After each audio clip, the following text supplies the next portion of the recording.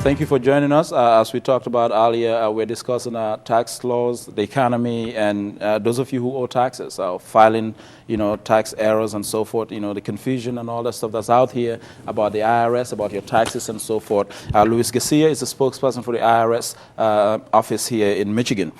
Now, Luis, let's get into the new tax laws. I think one thing that's important also is that people do file their taxes, but sometimes you can be misled by your accountant. Right. And there are cases, and even though ignorance of the law is no excuse, but people, there have been many instances where people have been misled by the accountant and say, look, I didn't know it was my accountant filed it, or I didn't know, he was supposed to, or she was supposed to do that. Right. So how does the IRS respond to that? Well, what we tell people is it's your tax return, you're signing it. And sometimes we get cases where people are honestly misled, or they had something filled out for them fraudulently, and they're an innocent party, and we try to make sure that we make them whole. But there's some people who say, well, I didn't know it was my accountant. But then we say, well, you have no children, but here it says you have 10 children. You should look over your return if you're going to sign it. Sure, there are some parts that you might not understand, but you, the taxpayer, are responsible for your tax return.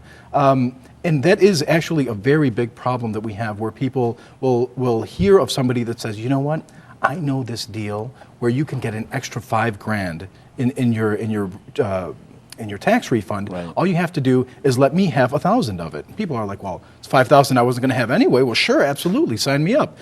That scam preparer, and sometimes it's somebody who they put up a sign at a grocery store, or somebody, you hear of somebody. Oftentimes we have in Detroit, we have somebody who at a particular plant, everybody goes to this man or woman to do their taxes. And this person kind of knows, and they really don't, they knows how to navigate. They know how to navigate, they appear to know how to navigate things. But here is the number one thing that should send off big signal of fraud if they don't sign it. If you have somebody prepare your return, by law, they're supposed to sign it. They prepared your return. Right. Lots of these scam preparers, or these preparers who are putting fraudulent credits on that you're responsible for, don't sign that return, or they'll put a false name on there. So we tell people, make sure you're dealing with somebody who's credible. Go to the Better Business Bureau. Make sure that they're an established entity. And if you're dealing with somebody who says they're going to represent you before the IRS, remember that somebody who hasn't prepared your return but is able to represent you before the IRS has to be a tax attorney, a CPA, or an enrolled agent, somebody who's been tested and qualified by the IRS as being proficient. So as we move into 2010, what are the new tax laws out here? What do people need to know?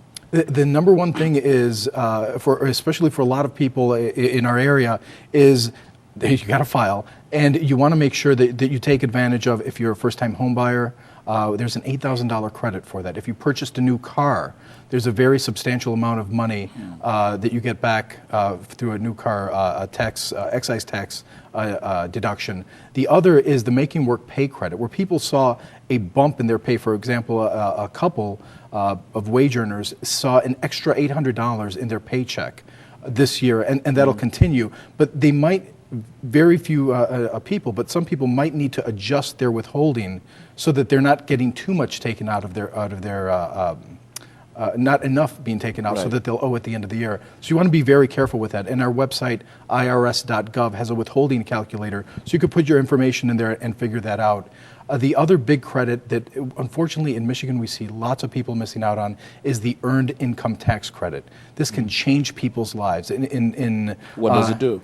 It's basically a credit for people who have, well, it's for anybody who's working. But if you make less than, I believe last year it was $42,000, you have 3 children, it was worth almost $5,000 on top of your regular tax refund. So for somebody who's working hard, playing by the rules, but not making a lot of money, they get this huge chunk of money to help buy a car, go to school, get training. But only 75% of people who qualify for it in southeastern Michigan actually claim the credit.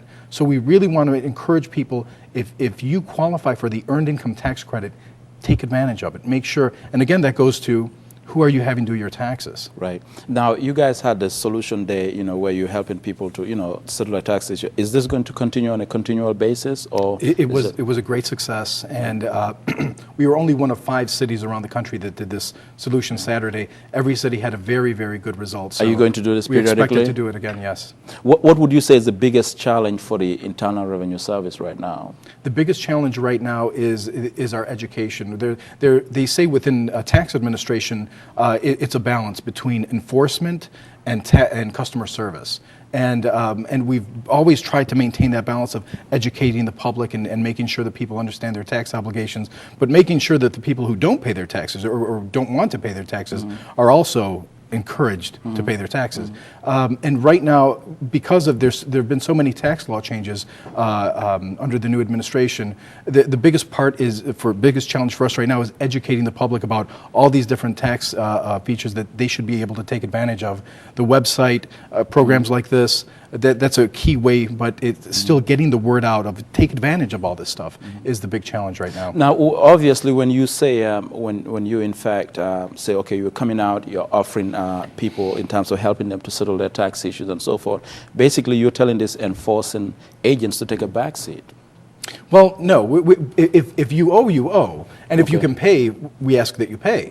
But for example, we had a couple of instances where people came and they said, I haven't filed, but I haven't had a job for 3 years. And we say, well, you should still file. There's credits that you're eligible for. You have a small amount of income. There's some people who said, I've just had basically odd jobs.